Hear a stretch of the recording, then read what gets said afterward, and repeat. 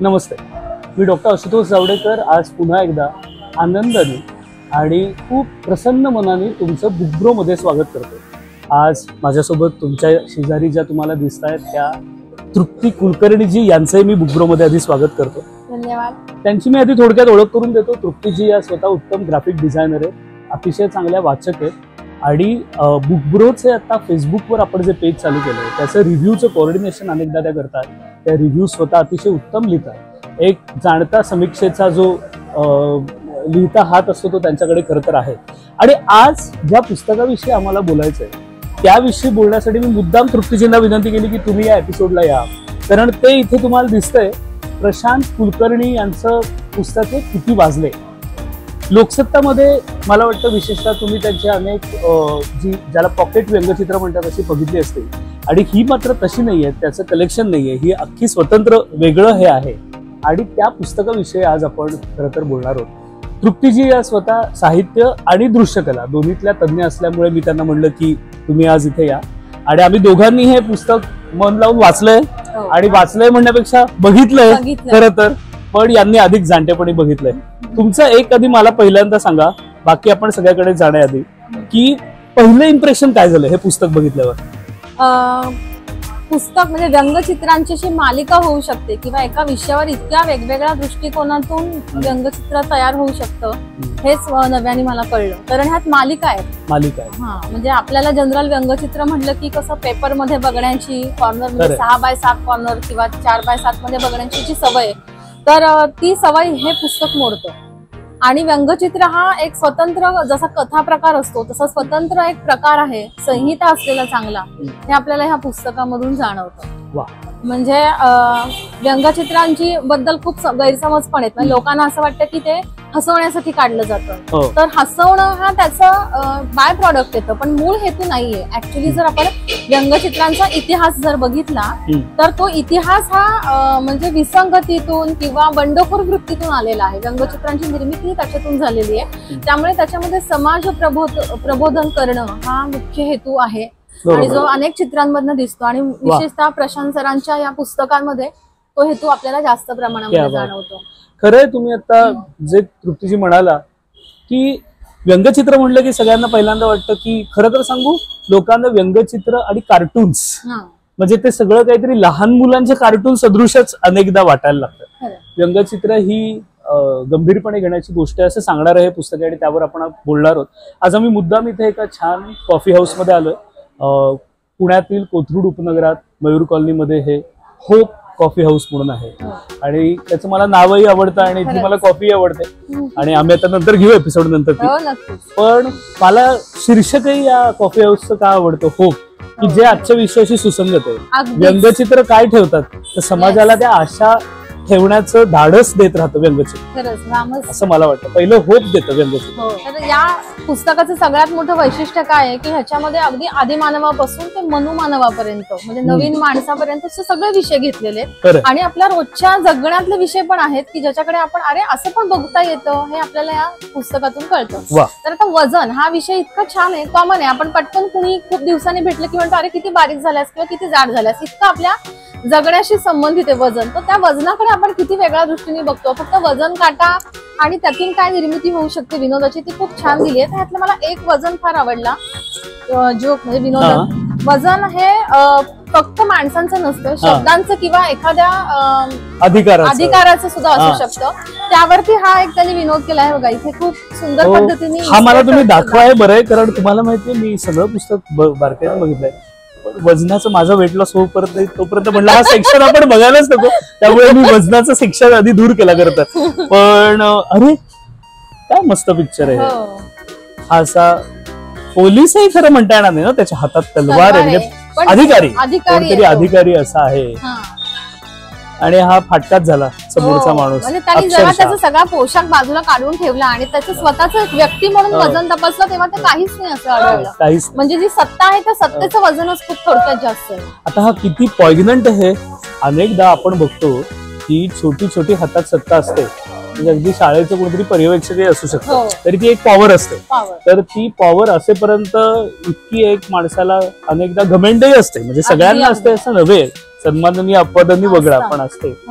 पण नंतर जेव्हा जाते सत्ता तेव्हा अनेकदा तेव्हा मला वाटतं माणसं खरी कशी आहेत, किती पाण्यात आहेत हे कळतं. किती छोटस हे. अजून तुम्हाला कुठली सिरीज यातली आवडली? अजून लॉकडाऊनची एक सिरीज आहे. खरं लॉकडाऊन हा विषय आपल्या सगळ्यांच्या जिव्हाळ्याचा, म्हणजे खरं उदास होतो आपण अजूनही त्या आठवणींनी, पण त्या काळामध्ये प्राणी जगत ह्या लॉकडाऊन कडे कसं बघत असेल हे फार सुंदर त्यांनी ह्याच्यामध्ये मांडले. कारण त्यावेळेला प्राणी मोकळे होते आणि आपण बंदिस्त होतो, बरोबर विरुद्ध पद्धत आहे. तर तेव्हा प्राण्यांना काय वाटत होतं या लॉकडाऊन बद्दल ते दिले. तर एक असं खूप गमतीशीर उदाहरण इथे मांजराचं, की मांजर तिच्या पिल्लाला शिकार करायला शिकवते. तर ते त्याला सांगते की सध्या तो आपला जो माऊस आहे कॉम्प्युटरचा, तो माऊस आहे त्याच्यावर तो सवय कर. पण हे फक्त ह्याच्याबद्दल नाहीये. तर आता त्यावेळेला ना मांजराची शिकार म्हणजे उदरनिर्वाहाचं साधन आहे, बरोबर, त्याच्यावरतीच बंदी आलेली आहे. आणि लॉकडाऊन मध्ये आपल्या सगळ्यांच्या पोटावरतीच पाय आल्यासारखी जवळजवळ परिस्थिती होती. तर त्याचा वापर करून इतकं सुंदर पद्धतीने जे मांडलंय की सगळं जग ऑनलाईनला जे शिफ्ट झालं त्या माऊसवर, त्याचे एक अख्खं जे असलेलं प्रतीक येते ते प्रतीक ह्याच्यात खूप सुंदर आलेले आहे. तर अशा म्हणजे आणि इतकं साधं उदाहरण आहे की पण त्याच्यातून केवढा मोठा पंच आणि अर्थ निर्माण करता येतो हे या पुस्तकाचं. आणि दुसरं मला आता तुम्ही बोलल्यावर त्या सिरीजचं मला वाचताना हे लक्षात नव्हतं आलं बरं का, पण मला काय आता वाटलं की प्राणी हेच मुळात आधी आहेत निसर्गात फार महत्वाचे, आणि आपण जे सगळे कन्स्ट्रक्ट केलंय त्याचा परिणाम म्हणून लॉकडाऊन सारखी परिस्थिती येते तेव्हा आपण जातो. लॉकडाऊन देखील मुळात आपण व्हायरॉलॉजीच्या याच्यात बहुतेक गडबड केली म्हणूनच ते आलेलं आहे. खरं तर त्या सगळ्या पार्श्वभूमीवर नैसर्गिक प्राण्यांचं एक जे स्वातंत्र्य जे त्यांनी पुन्हा म्हणजे त्यात उचलून धरलंय ना प्रशांत कुलकर्णींनी, तेही फार इंटरेस्टिंग. म्हणजे या सिरीज मध्ये एकीकडे लॉकडाऊन आहे, एकीकडे मूलभूत स्वातंत्र्याच्या व्याख्येविषयी काहीतरी बहुतेक आहे सगळं. तुम्हाला अजून त्यातलं कुठलं आवडलं होतं? लॉग इन आजकाल कॉम्प्युटरायझेशन सगळं झालेलं आहे. तर आपण कुठेही वावरायचं असलं तर आपल्याला लॉग इन करावं लागतं, लॉग इन आयडी वगैरे अगदी व्यवहारामध्ये. तर त्यांनी अशी कल्पना केली की स्वर्गामध्ये सुद्धा आता ही सिस्टीम गेलेली आहे, सगळी कॉम्प्युटराइज झालेली आहे. आणि त्याच्यामध्ये काय काय धमाल होते. तर याच्यातले दोन विनोदाचे पंच मला फार आवडले. त्यातला एक म्हणजे जो असा आहे की करप्शन म्हणजे एक आत्मा आहे ज्याने खूप करप्शन केलेलं आहे आणि तो जातो तेव्हा त्याला असं सांगितलं जातं, चित्रगुप्त म्हणतो की काय योगायोग आहे बघ, तिकडे पृथ्वीवर तू प्रचंड करप्शन केलंस आणि इथे नरकातून तुझी सुटका होण्याविषयीची सगळी फाईलच नेमकी करप्ट झाली. म्हणजे करप्शनचं कसं जोडून त्यांनी हे घेतलंय. आणि दुसरा अजून एक आहे तो म्हणजे ऍपलचा, म्हणजे एक आत्मा गेलेला आहे नुकताच, तो होता पृथ्वीवरून गेलेला आहे आणि त्यामुळे त्याची मेमरी शाबूत आहे. आणि एक अप्सरा त्याला अर्ध खाल्लेलं सफरचंद देते आणि तो खुश म्हणतो, वा याचा अर्थ अगदी स्पष्ट आहे, मी पृथ्वीवर कोणत्या कंपनीत काम करत होतो ते तुम्ही बरोबर ओळखलं. तर ही जी काय गंमत त्यांनी केलेली आहे टेक्नॉलॉजी आणि हे, तर ती मला खूप इंटरेस्टिंग वाटली. असे बरेचसे आहेत बरं का ह्याच्यात. एक आपण हे आता चित्र बघतोय तर मला एक तुम्हाला विचारायचं आहे, कारण तुम्ही ग्राफिक डिझायनर मुळात आहात, की याच्यात दृश्य जाणीव म्हणून या चित्रात तुम्हाला वेगळं काय वाटतं? म्हणजे मला खरं सांगू, मला फक्त ते असं जिनी सारखं जो मागे वळवलाय की नाही त्यांनी तो बेसिकली दिसतोय. पण म्हणजे हे कशाने केलं असेल रेखाटन? साधं पेननी केलं असेल किंवा पेन्सिल असावं बहुतेक, साधं ब्रश नसावा बहुतेक. ब्रश नाहीये, पेन आणि पेन्सिल यांनीच केलेले. आणि ह्याचं वैशिष्ट्य असं मला वाटलं की खूप लाईन्स नाहीयेत. म्हणजे स्वर्ग दाखवायचा आहे तर खूप काही दाखवलंय, किंवा हा आत्मा आहे म्हणून आत्मा दाखवायचा आहे तर त्याला काहीतरी खूप विचित्रकरण केलंय, असं काही केलेलं नाहीये. सिंपल रेषा आहेत एकदम आणि फक्त ज्याच्यावर फोकस हवाय चित्रात ऍपलला मात्र त्यांनी हायलाइट केलेलं आहे मधोमध्ये, म्हणून ते मधोमध्ये इकडे तिकडे येत नाहीये आणि त्याला हायलाइट केलेलं आहे. आणि स्वर्गाचा हे फील दाखवायचं आहे म्हणून मग त्याचे आकाश म्हणजे ढग किंवा ह्याचा एक फील केलेला आहे. तर हे इतकं कमी ह्याच्यामध्ये लिहिलेलं. आणि दुसरं याचं वैशिष्ट्य आणि अप्सरेचं असं आहे की पुरुषांना तुम्ही नुसतं अप्सरा म्हणलं की पुरतं, चित्र कसंही असलं तरी ते चालतं. त्याच्यामुळे ते त्यांनी प्रशांतजींनी ओळखून तिला आपलं बियासं म्हणून गमतीत की तिला त्यांच्या मनात जसं काय होतं तशी काढून टाकली. आयटीच्या ऍपलच्या एम्प्लॉईला जशी अप्सरा हवी असेल तशी त्या बात. आणि संवादासाठी जनरली आपण जे बघतो पेपर मध्ये वगैरे तर कॉल आउट्स काढलेले असतात. बरोबर, तसं नाहीये इथे. जो बोलतोय त्याच्या इथे अशा नुसत्या डॅश म्हणजे दोन रेषा देऊन त्यांनी त्याच्या हे वेगळेपण आहे. हे तुम्ही बोलल्यावर मला खरं स्ट्राईक झालंय या पुस्तकात. म्हणजे कोण बोलताय हे तुम्ही व्हिज्युअलाइज करू शकताय. म्हणजे वाचकांनी जास्तीत जास्त सजग व्हावं आणि हे सांगावं असं. म्हणजे हे पुस्तक आहे ना, ह्याचं आणखीन एक वैशिष्ट्य काय आशुतोषजी, की आपण हे एका झटक्यात नाही वाचू शकत.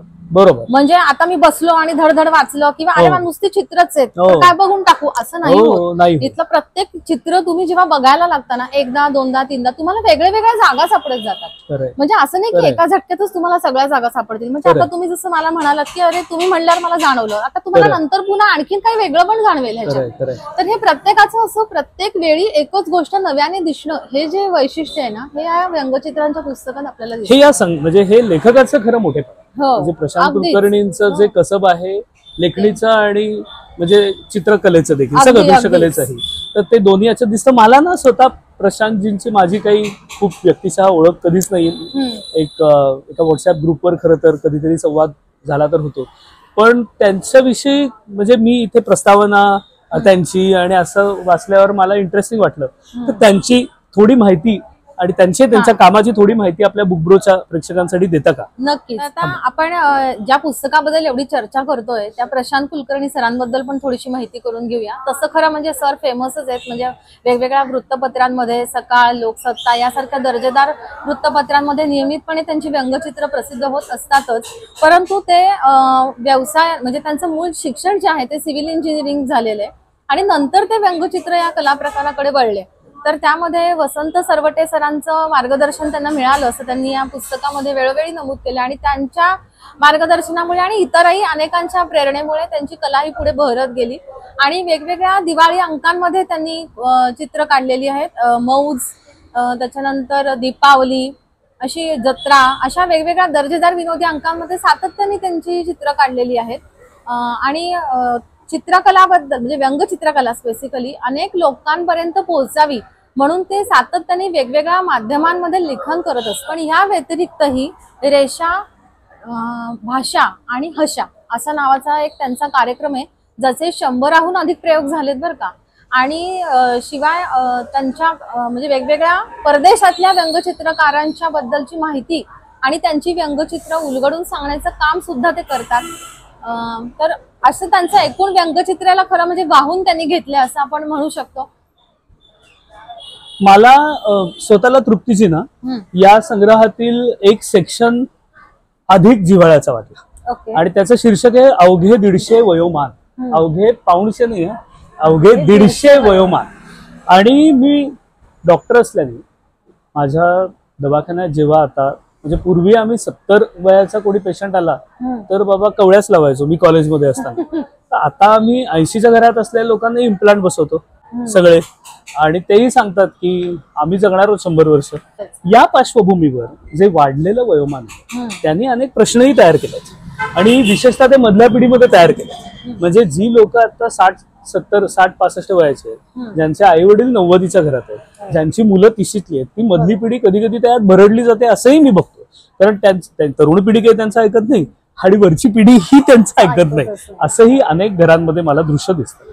या सगळ्या पार्श्वभूमीवर हे एक जे फारफेच करून 150 वयोमान जे करण्यासाठी आता ऍक्च्युअली शास्त्रीय प्रयत्न सुरू आहेत, म्हणजे जेनेटिक अल्टरेशन आपल्याला करता येईल का वगैरे वगैरे. तर त्याच्यात मला इतकी आवडली काय काय चित्र. तर एक तिकिटांची रांग आहे आणि त्याच्यात असं आहे की एक सामान्य नागरिक आणि ज्येष्ठ नागरिक, आपल्याला माहिती काय असं असतं, पण त्यात असतं की सामान्य नागरिक, ज्येष्ठ नागरिक आणि इथे तुम्ही बघताय चित्र अति ज्येष्ठ नागरिक. म्हणजे हा एक वेगळा प्रकार झाला. त्याच्यानंतर बर्थवर आहेत दोघं रेल्वेमध्ये आणि ते मला फार आवडलंय चित्र. तर तो हे बघा तुम्हाला या चित्रात आता दिसेलच इथे की तो काय म्हणतोय की आता वरच्या बर्थला कोणी जायचं हा नेहमीच रेल्वेमध्ये एक वादाचा टॅक्टिकचा विषय असतो.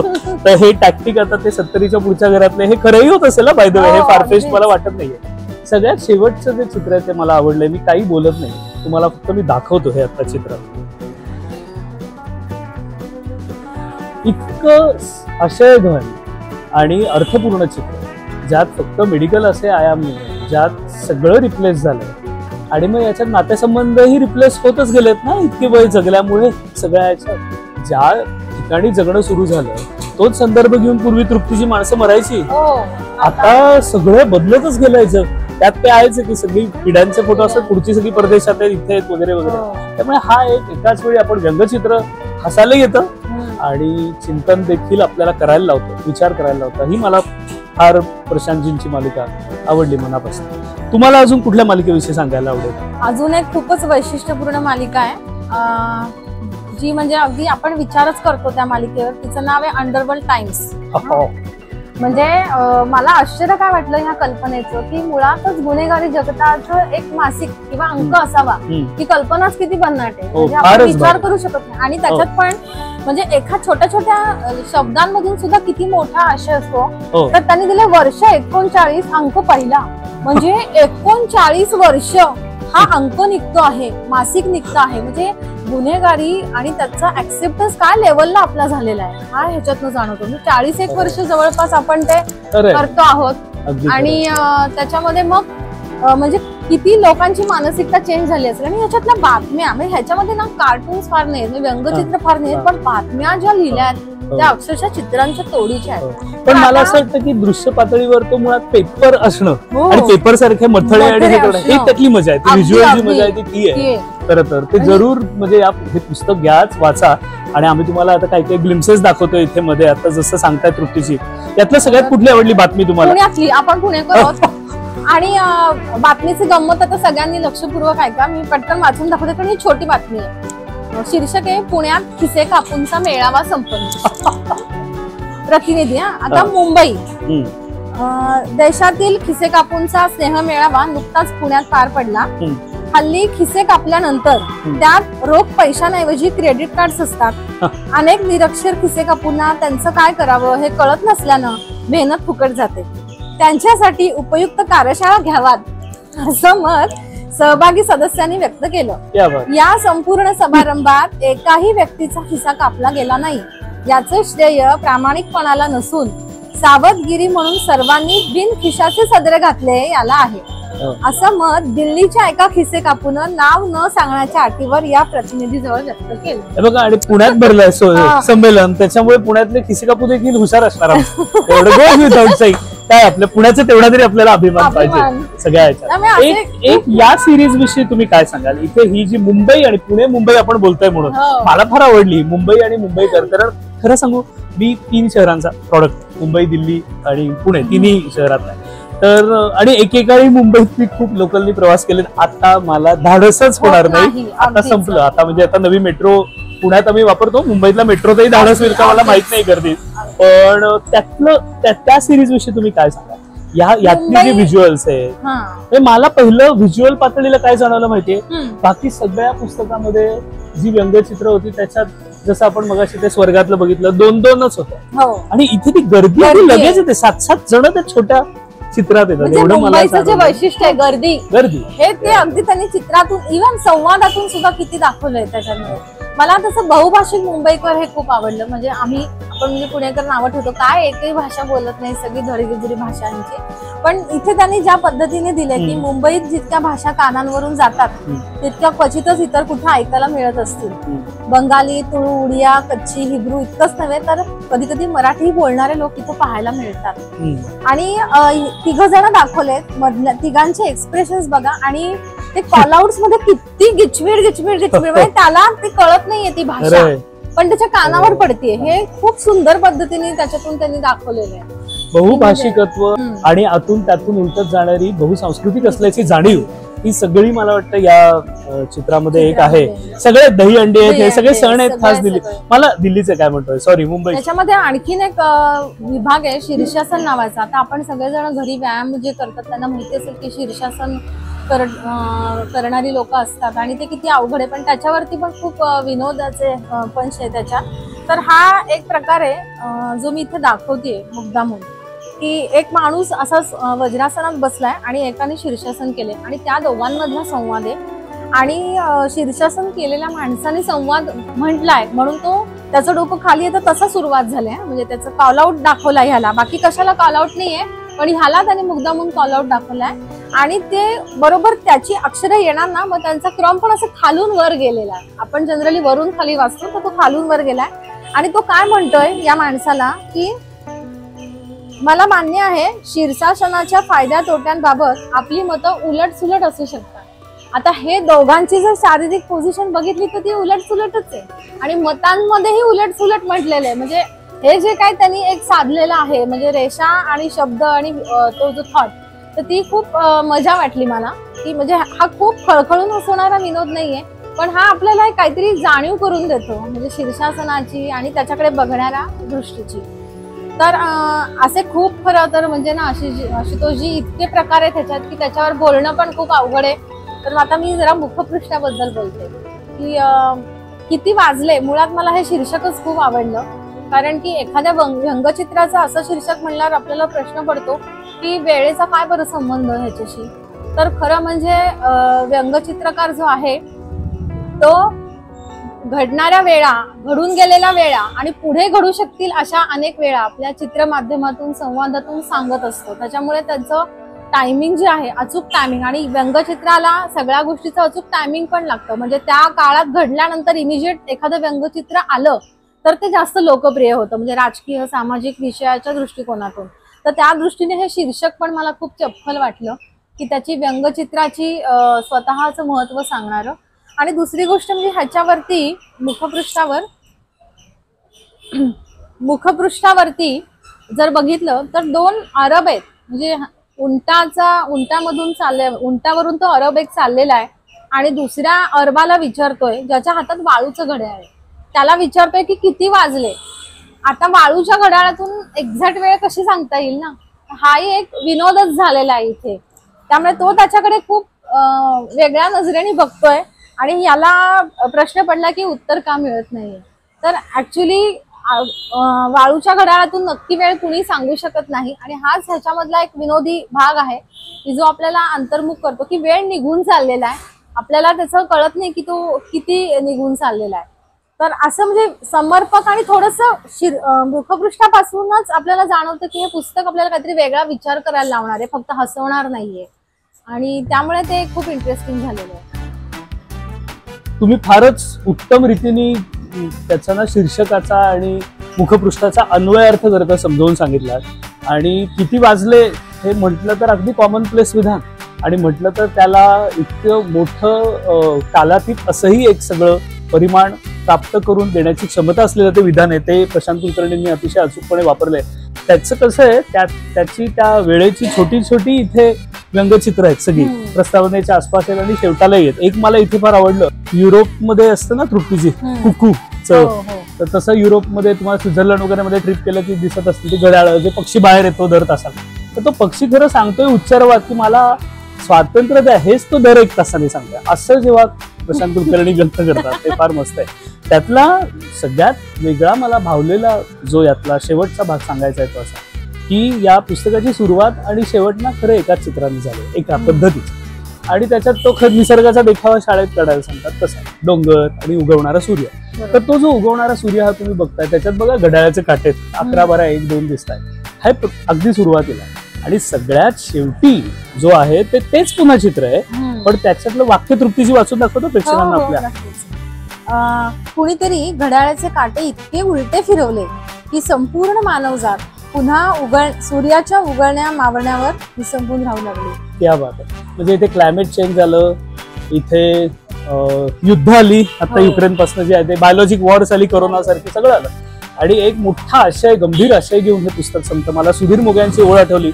एक मी आकाशवाणीसाठी शीर्षक गीत केलं होतं, त्याला मी चाल दिलेली. मोघे सरांचं कविता होती की ही पृथ्वी माझी आहे, हे त्याचं होतं. तर त्याच्यात की ही पृथ्वी माझी आहे म्हणताना काय काय असतं ते, हे सगळे माझे आहे आणि मी साऱ्यांचा आहे, त्यामुळे तुम्हाला जबाबदारी येते, नुसता अधिकार नाही येते. हे दाखवणारं कुठेतरी भाष्य करणारं हे पुस्तक आहे.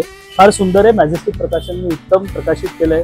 छान लेखकाचा मस्त मुखपृष्ठावर फोटो. हा नक्कीच मुंबईत काढलेला नसावा, स्वेटर बिटर आहे म्हणजे आशा करूया. आणि किती वाजले असं यापुढे कधी आपल्याला म्हणलं की आपल्याला आधी पहिला हा संग्रहही आठवेल. हे या संग्रहाचं मोठं श्रेय आहे. बुकब्रोचे आता 5000 सबस्क्रायबर झाले. तुम्ही जरूर अजून सबस्क्राईब केलं नसेल तर करा. आज पहिल्यांदा बघत असेल तर करा. एपिसोडचं नोटिफिकेशन हवं असेल तर त्याला बेल दाबा. काही काही जण मला विचारतात की आम्हाला एपिसोड कळत नाही आलेला, तर त्यांनी ते बेल दाबा, म्हणजे बटन दाबा, म्हणजे तुम्हाला येईल. आणि आज तृप्तीजी खास तेवढ्यासाठी लांबनं जरा इथे आल्यात आणि हा मस्त सगळा त्यांनी संवाद आपल्याबरोबर साधलाय.